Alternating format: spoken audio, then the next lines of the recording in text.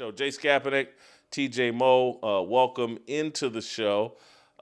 Jay, I'm just going to warm you up here. I'm going to start by being the person bold enough to go on record that the 3 minutes and 30 seconds that Michael Jordan appeared on their halftime show was not some raging success. It wasn't some special moment that we should all be relishing. It was Michael Jordan and Mike Tirico celebrating Michael Jordan. And we're at the start of the NBA season. Kevin Durant has just moved to his third, fourth, or fifth team. He's on a Rockets team that is very talented, well coached, and a championship threat. And we went to halftime of this game and spent 4 minutes or however long it was discussing Michael Jordan. And they got to do better than that.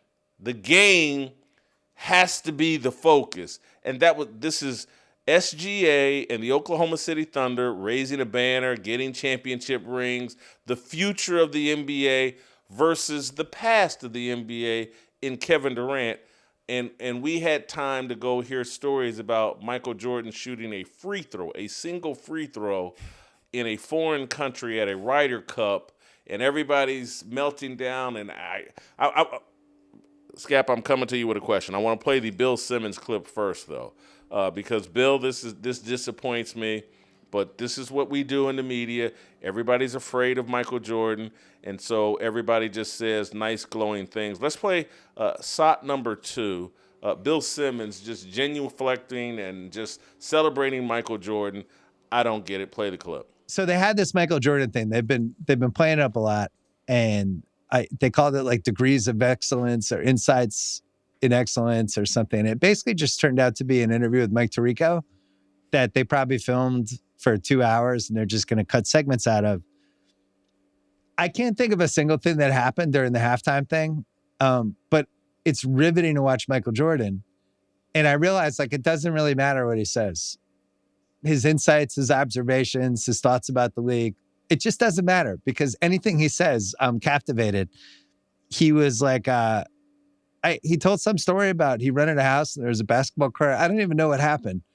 And I was nodding yeah, oh, this is great, Michael Jordan. I think the next one, he's going to come back and just be like, yeah, I went to dinner last night. I ordered a steak. I got it medium rare. I had 2 glasses of Pinot Noir and then I paid the check. And then they're like, that was insights of excellence from Michael Jordan. And I'd be like, that was great. Could watch him talk about anything. So he might be the first person who's ever been on a pregame halftime show where I literally don't care what he says. I just like having him around. It's just nice to have MJ. This is the difference between me and most people in the sports media. This is the difference between a biblical worldview and a worldview consistent with the world. Michael Jordan's a big-time celebrity. We must genuflect in front of him. We must treat him as an idol. I just can't do it. And I've never been able to do it. I've always been an iconoclast. I want to tear down icons. And this is me long before I realized that was consistent with a biblical worldview. But Michael, and we'll play the Michael Jordan interview here in a second, but I want to give TJ and Scap an opportunity to stake their positions before I play the clip and prove to you that I'm dead right here. Michael Jordan did nothing, and we shouldn't be celebrating it. Scap, your thoughts? Well, Jason, holy cow, I just saw that Bill Simmons soundbite for the first time, and man, someone get that guy some tissues or something. That was effusive praise, to say the least.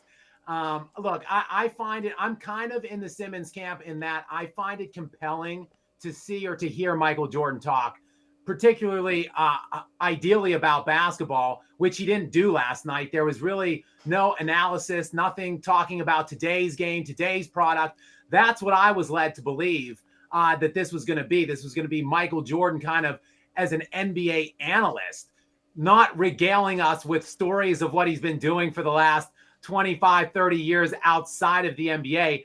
I'm with you on that. I don't really care. And my big fear here is on this, that this is just going to be what Bill Simmons alluded to, like a 2-3 hour interview that Tirico did one time. They're going to chop it up into a series of 3, 5, 6 minute bites that they're going to feed us then throughout the rest of the season.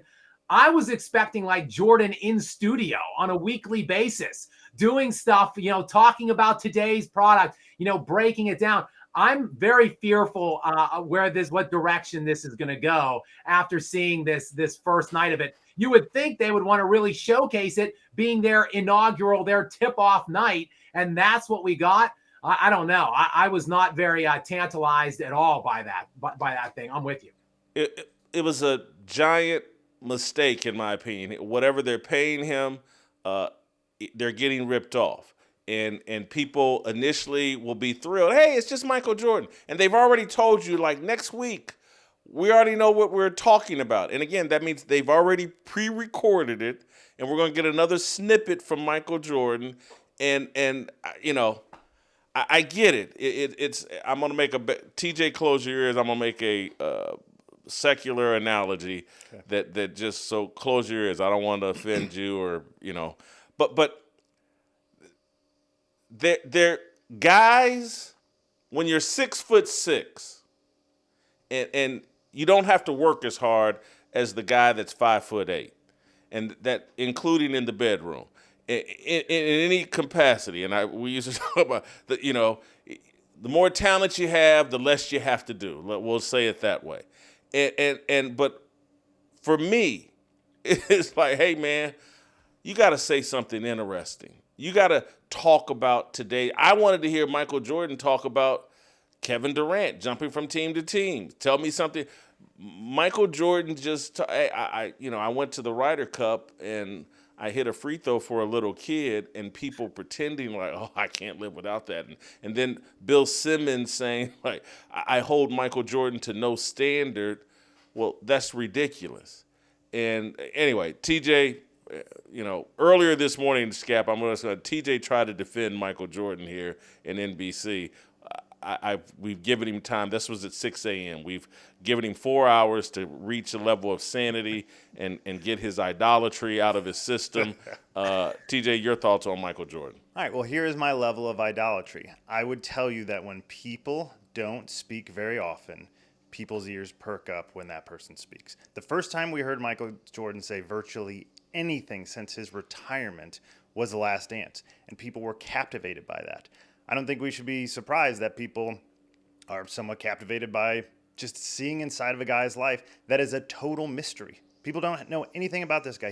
He's one of the most fascinating guys, probably the most fascinating guy. No, he's not. In NBA history. I think he is. His stories. Okay, who is the guy? Is it Charles Barkley? Charles Barkley tells Michael Jordan stories all the time. Michael Jordan has lived a very interesting life, and nobody ever gets to hear about it. Nobody knows what's going on. Michael Jordan's a basketball player whose entire focus is on basketball. It was interesting for him to say, hey, look, I'm really into my family now. That was slightly interesting, but there was no elaboration on it. There was no Isn't that Tyreeko's fault? No, it's Michael Jordan's fault for giving them so little time and for, the surface level interview, and they've got it in a little short box. Because again, if you're playing a game, season opener, Kevin Durant taking on the defending world champions, this young dynasty that's been built, you need to focus on that game. And so what they said was, well, we got this Michael Jordan thing, and we got to give him something, because if we played a 10-minute version of this, now you've completely distracted from the game. And so this isn't the time to do it at halftime of the game. You play a 10-minute deal before the game. You distract before the game. You get to halftime, and at halftime, it was a really good game, and it was a really good game for 6 quarters. 4 regulation quarters, 2 overtime quarters. NBC screwed up here, in my opinion. Well, so I'm not really defending NBC or even Mike Tirico, who Mike was kind of just letting Jordan steer. I'm sort of defending Jordan. It seemed to me that they were making this hey, we can't talk about Kevin Durant. What if he gets injured? What if they taped this 2 months ago or 3 months ago? They put themselves in a box here of what they can talk about. You can't talk about a game when you don't even know who's going to be playing in it at the time. That seems most likely what happened. That's an excellent point that buttresses my point. This is a mistake. If Jordan's not willing to do it, if he's not willing to let someone come to his house on game day and film this, and it doesn't have to be Mike Tirico, but they probably don't have anybody more qualified than Mike Tirico, because you're certainly not going to send Maria Taylor there. And so I'm going to, let me be careful here. They're not going to send Maria Taylor there. Doesn't have the chops, doesn't have the insight, doesn't have the balls. Why else though? Huh? Well, you're not going to send, because Michael Jordan's wife would object, and Absolutely. she'd be smart for objecting. But Why not contract it out to Ahmad Rashad or somebody? he's too old, probably has no interest. Again, these guys they're in their retirement years, out celebrating their life. They're not. This Michael Jordan thing is a mistake. If you enjoyed that video, be sure to hit the like button and subscribe so you